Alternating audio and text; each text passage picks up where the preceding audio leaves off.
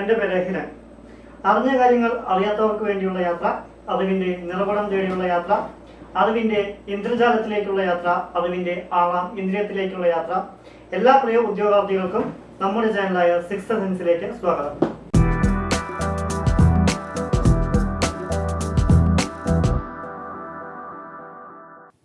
നമ്മളിന്ന് schedules of Indian constitution എന്നുള്ള ഭാഗമാണ് എടുക്കാൻ പോകുന്നത്. ഷെഡ്യൂൾസ് എന്ന് പറഞ്ഞു കഴിഞ്ഞാൽ എന്താണ്?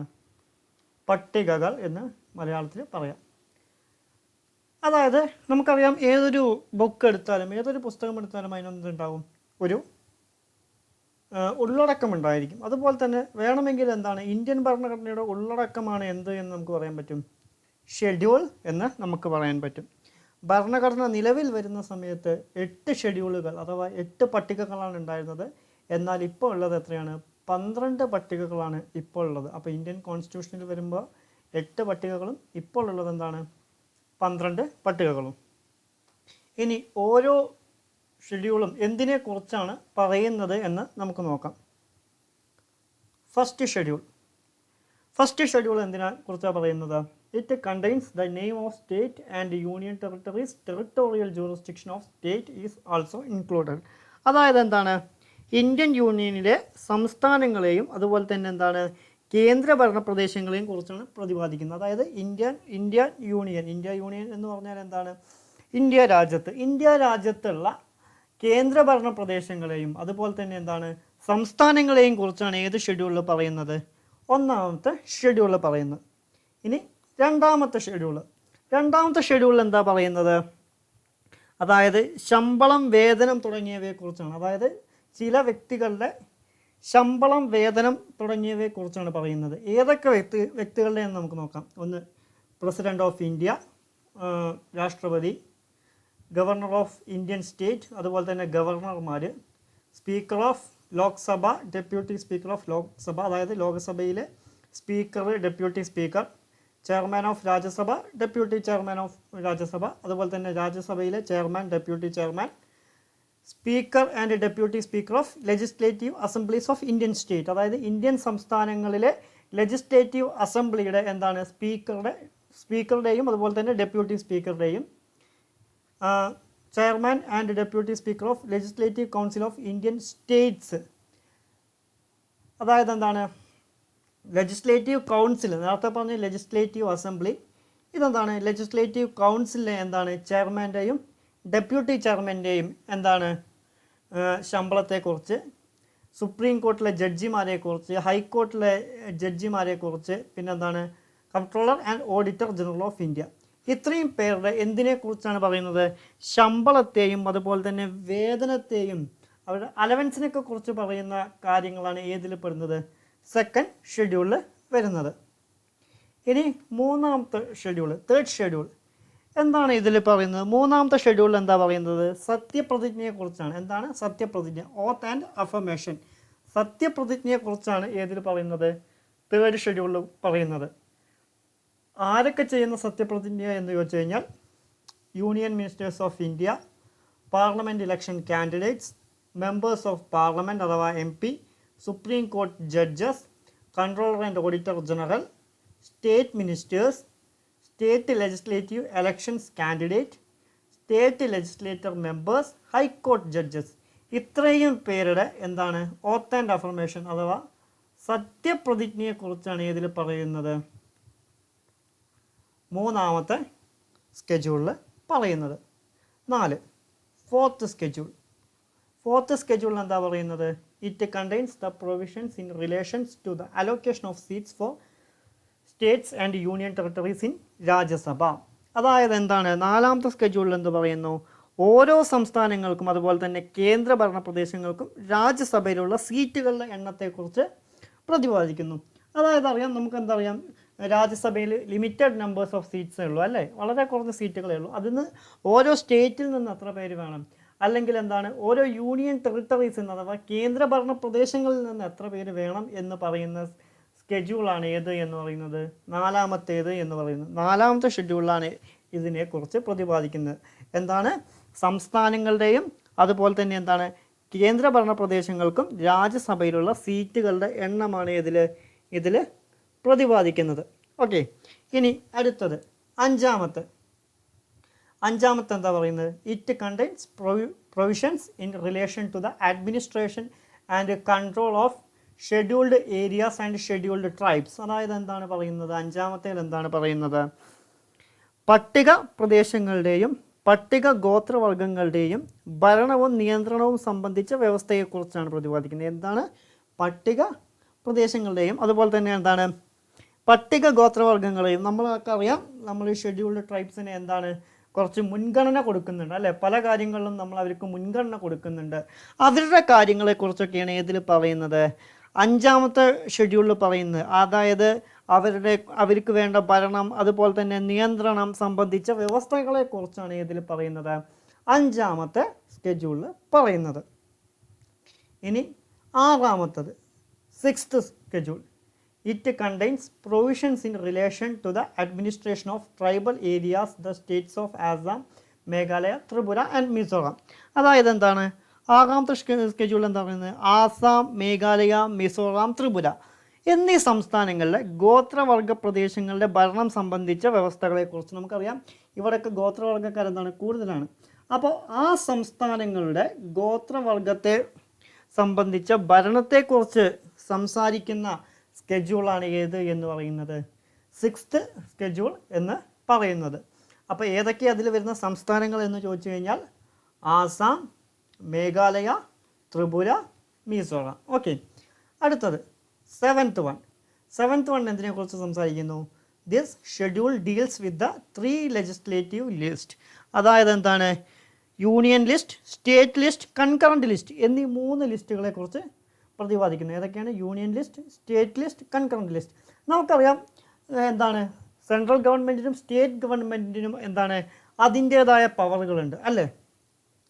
അതിനെ എന്താണ് നമ്മൾ സെപ്പറേറ്റ് ചെയ്ത് കൊടുത്തിട്ടുണ്ട്. അതായത് എന്താണ് യൂണിയൻ ലിസ്റ്റിൽ പെടുന്ന പവേഴ്സ് ഇതൊക്കെയാണ്, സ്റ്റേറ്റ് ലിസ്റ്റിൽ പെടുന്നത് ഇതാണ്, കൺകറൻറ്റ് ലിസ്റ്റിൽ പെടുന്നതാണ്. അതായത് യൂണിയൻ ഇതൊക്കെ ചെയ്യാം, സ്റ്റേറ്റിന് ഇന്ന കാര്യങ്ങളിൽ ചെയ്യാം, കൺകറൻറ്റിൽ അല്ലെങ്കിൽ എന്താണ് യൂണിയനും സ്റ്റേറ്റിനും കൂടിയും ചെയ്യാൻ പറ്റുന്ന കാര്യങ്ങളാണ് ഏതിൽ പെടുന്നത്? കൺകറൻറ്റ് ലിസ്റ്റിൽ പെടുന്നത് അല്ലേ? ഇപ്പോൾ ഉദാഹരണമായിട്ട് യൂണിയൻ ലിസ്റ്റ് എടുക്കുകയാണെങ്കിൽ അതിൽ പെടുന്നത് ഏതൊക്കെ എന്ന് ചോദിച്ചു കഴിഞ്ഞാൽ നമുക്ക് എന്ത് പറയാൻ പറ്റും? ഡിഫൻസ് അഥവാ പ്രതിരോധം, അതുപോലെ തന്നെ വിദേശകാര്യം, റെയിൽവേ, തപാൽ, ഇതൊക്കെ ഏതിൽ പെടുന്നതാണ്? യൂണിയൻ ലിസ്റ്റിൽ. അതുപോലെ തന്നെ സ്റ്റേറ്റ് ലിസ്റ്റ് എടുക്കുകയാണെങ്കിൽ അതിൽ ഏതൊക്കെ പെടുമെന്ന് ചോദിച്ചു കഴിഞ്ഞാൽ നമുക്ക് എന്ത് പറയാം? ഉദാഹരണം സംസ്ഥാന പോലീസ്, അതുപോലെ തന്നെ ജയില്, ഗതാഗതം, അഗ്രികൾച്ചർ അഥവാ കൃഷി, ഇതൊക്കെ ഏതിൽ പെടുന്ന? State list. അതായത് യൂണിയൻ ലിസ്റ്റിലെ നിയമങ്ങൾ മാറ്റം വരുത്തുന്നത് യൂണിയൻ ഗവൺമെൻറ് ആയിരിക്കും, സ്റ്റേറ്റ് ലിസ്റ്റിൽ ഏത് മാറ്റം വരുത്തുന്നത് സ്റ്റേറ്റ് ഗവൺമെൻറ് ആയിരിക്കും. പക്ഷേ എങ്ങനെ കണ്ടീഷൻ ആയിരിക്കണം? നോർമൽ സർക്കംസ്റ്റാൻസസ് എന്ന് നമുക്കതിനെ പറയാം. എന്താണ് ഈ നോർമൽ സർക്കംസ്റ്റാൻസസ് എന്ന് പറയുന്നത്? ഇപ്പോൾ ഒരു അടിയന്തരാവസ്ഥ വരികയെന്ന് വയ്ക്കുക. അടിയന്തരാവസ്ഥ വന്നാൽ സ്റ്റേറ്റിൻ്റെ നിയമമാണ്. ഇപ്പോൾ എന്താണ് സ്റ്റേറ്റ് പോലീസ്, കേരള പോലീസ്. പക്ഷെ ഒരു അടിയന്തരാവസ്ഥ സമയത്താണെങ്കിൽ എന്താണ് കേരള പോലീസിനെ സംബന്ധിക്കുന്ന നിയമങ്ങളെക്കുറിച്ച് മാറ്റം വരുത്താൻ കേരള ഗവൺമെൻറ്റിന് അവകാശമില്ല. അതാർക്കാണ്? യൂണിയൻ ഗവൺമെൻറ്റിനാണ്. അല്ല, സാധാരണ ഒരു കണ്ടീഷനാണ്, ഒരു നോർമൽ കണ്ടീഷനാണെങ്കിൽ എന്താണ് അതിന് സ്റ്റേറ്റ് ഗവൺമെൻറ്റിന് അധികാരമുണ്ട്. അതിനെയാണ് നമ്മൾ എന്ത് പറയുന്നത്? നോർമൽ സർക്കംസ്റ്റാൻസസ് എന്ന് പറയുന്നത് അല്ലേ? ഇനി അടുത്തത് കൺകറൻറ്റ് ലിസ്റ്റ്. അതായത് സ്റ്റേറ്റ് ഗവൺമെൻറ്റിനും യൂണിയൻ ഗവൺമെൻറ്റിനും ഒരുപോലെ പ്രധാനമുള്ള വിഷയമാണ് ഏത് എന്ന് പറയുന്നത്? Concurrent list. ഉദാഹരണം എന്താണ്? എഡ്യൂക്കേഷൻ അഥവാ വിദ്യാഭ്യാസം. നമുക്കറിയാം എന്താണ് സ്റ്റേറ്റ് സ്കൂളുകളുണ്ട്, അതുപോലെ തന്നെ എന്താണ് സെൻട്രൽ സ്കൂളുകളുണ്ട് അല്ലേ? ഉദാഹരണമായിട്ട് നമ്മുടെ സ്റ്റേറ്റ് ഗവൺമെൻറ് സ്കൂൾസ്, അതുപോലെ തന്നെ സെൻട്രൽ ഗവൺമെൻറ്റിൻ്റെ കേന്ദ്രീയ വിദ്യാലയങ്ങൾ, ഇതൊക്കെ എന്താണ് രണ്ടു പേർക്കും ഒരുപോലെ വരുന്ന വിഷയമാണ് ഏത് എന്ന് പറയുന്നത്? എഡ്യൂക്കേഷൻ എന്ന് പറയുന്നത് അല്ലേ? അപ്പോൾ അങ്ങനെ എഡ്യൂക്കേഷൻ പോലെയുള്ള അല്ലെങ്കിൽ ഫോറസ്റ്റ് പോലെയുള്ള അല്ലെങ്കിൽ മാരേജ് ആൻഡ് ഡിവോഴ്സ് അങ്ങനത്തെ കാര്യങ്ങളാണ് ഏതിൽ വരിക? കൺകറൻറ്റ് ലിസ്റ്റിൽ വരിക. ഓക്കെ, അപ്പോൾ യൂണിയൻ എന്ന് പറയുന്നത് യൂണിയൻ ഗവൺമെൻറ്റിൻ്റെ ലിസ്റ്റ്, സ്റ്റേറ്റ് ഗവൺമെൻറ്റിൻ്റെ സ്റ്റേറ്റ് ലിസ്റ്റ്, കൺകറൻറ്റ് ലിസ്റ്റ് എന്ന് പറയുന്നത് രണ്ടു പേർക്കും എന്താണ് ഒരുപോലെ അധികാരം ഉള്ളത്. ഓക്കെ, ഇനി അടുത്തത് 8 schedule. It deals with 22 official languages recognised by the Indian constitution. അതായത് എന്താണ് ഭരണഘടന അംഗീകരിച്ചിട്ടുള്ള 22 ഭാഷകളെക്കുറിച്ചാണ് പറയുന്നത്. ഏതാണ്? ഭരണഘടന അംഗീകരിച്ചിട്ടുള്ള 22 ഭാഷകളെക്കുറിച്ചാണ് ഏതിൽ പറയുന്നത്? 8ാമത്തെ ഷെഡ്യൂളിൽ അല്ലെങ്കിൽ 8ാമത്തെ പട്ടികയിൽ പറയുന്ന, അതായത് ആ 22 റീജിയണൽ ലാംഗ്വേജസിനെ കുറിച്ചാണ് പറയുന്നത്. ഇനി 9 നയൻത്ത് സ്കെഡ്യൂൾ എന്തിനെ കുറിച്ചാണ് പറയുന്നത്? It deals with the state acts and regulations of that deals with land reforms and abolition of zamindari system.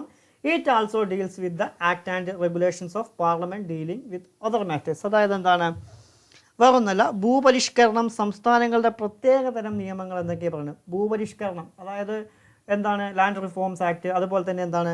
Zamindari system, abolition of zamindari system, അതായത് സെമീൻദാരി സിസ്റ്റം എടുത്തു കളയൽ, അങ്ങനെയുള്ള നിയമങ്ങളെക്കുറിച്ചാണ് ഇതിൽ പറയുന്നത്, 9ാമത്തെ സ്കെഡ്യൂളിൽ പറയുന്നത്. ഓക്കെ, അപ്പം ഞാൻ പറഞ്ഞു ഭരണഘടന നിലവിൽ വരുമ്പോൾ 8 സ്കെഡ്യൂളുകളെ ഉണ്ടായിരുന്നുള്ളൂ, ബാക്കിയൊക്കെ എന്താണ്? പിന്നീട് വന്നതാണ്. ഈ 9ാമത്തെ സ്കെഡ്യൂൾ എന്ന് പറയുന്നത് എന്താണ്? 1951 1ാം അമെൻമെൻറ്റ് ആക്ട് പ്രകാരം, അതായത് 1ാം ഭരണഘടന ഭേദഗതി പ്രകാരം വന്നതാണ് ഏത് എന്ന് പറയുന്നത്? 9th സ്കെഡ്യൂൾ എന്ന് പറയുന്നത്. അടുത്ത് 10th സ്കെഡ്യൂൾ എന്താണ്? It contains provisions relating disqualification of the members of parliament and state legislature on the ground of, അതായത് എന്താണ്? 10ാം സ്കെഡ്യൂൾ പറയുന്നത് എന്താണ്? ആൻറ്റി ഡിഫെക്ഷൻ ലോ ആണ്. On the ground of anti defection law, അതായത് എന്താണ്? കൂറുമാറ്റ നിരോധന നിയമത്തെക്കുറിച്ചാണ് 10ാമത്തെ സ്കെഡ്യൂളിൽ പറയുന്നത്. അതായത് ഒരു പാർട്ടിയിൽ നിന്ന് മറ്റൊരു പാർട്ടിക്ക് മാറുക, അവിടുന്ന് വീണ്ടും 3ാമതൊരു പാർട്ടിക്ക് മാറുക, അങ്ങനെയുള്ള നിയമങ്ങളെക്കുറിച്ച്, അതിനെയാണ് നമ്മൾ എന്താ പറയുന്നത്? ആൻറ്റി ഡിഫെക്ഷൻ ലോ എന്ന് പറയുന്നത്. അതിനെക്കുറിച്ചാണ് ഏതിൽ പറയുന്നത്? 10ാമത്തെ സ്കെഡ്യൂളിൽ പറയുന്നത്. ഓക്കെ, അതെന്താണ്? അപ്പോൾ ഒരു ആൾ പാർട്ടിയിലാണ്, ഇപ്പോൾ എക്സ് എന്നൊരാൾ ഒരു പാർട്ടിയിലെ MP ആണ്, അയാൾ എന്ത് ചെയ്യുന്നു? Y എന്നൊരു പാർട്ടിയിലേക്ക് മാറുമ്പോൾ എന്താണ്? ഇയാളുടെ MP സ്ഥാനം എന്ത് ചെയ്യും? നഷ്ടപ്പെടും, അല്ലെങ്കിൽ അയാൾ എന്താണ്? അവിടെ നിന്ന് ഡിസ്ക്വാളിഫൈ ആകും. അങ്ങനത്തെ കാര്യങ്ങളാണ് ഏതിൽ പറയുന്നത്? 10th സ്കെഡ്യൂളിൽ പറയുന്നത്.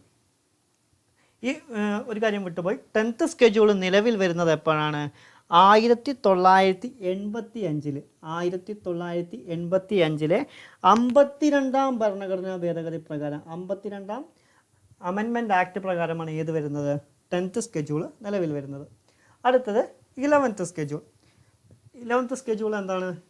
It contains the provisions that specify the powers, authority and responsibility of panchayat. It has 29 matters. അതായത് എന്താണ് പറയുന്നത്? പഞ്ചായത്തി രാജ് നിയമം, അതായത് എന്താണ്? പഞ്ചായത്തുകളുടെ അധികാര പരിധിയിൽ വരുന്ന 29 നിയമങ്ങളെക്കുറിച്ചാണ് ഏത് പറയുന്നത്? 11ാമത്തെ ഷെഡ്യൂൾ പറയുന്നത്. ഇത് നിലവിൽ വന്നത് എപ്പോഴാണ്? 73rd അമെൻമെൻറ്റ് ആക്ട് 1992, അതായത് 1992 73ാം ഭേദഗതി പ്രകാരമാണ് എന്താണ്? 11ാമത്തെ ഷെഡ്യൂൾ നിലവിൽ വരുന്നത്.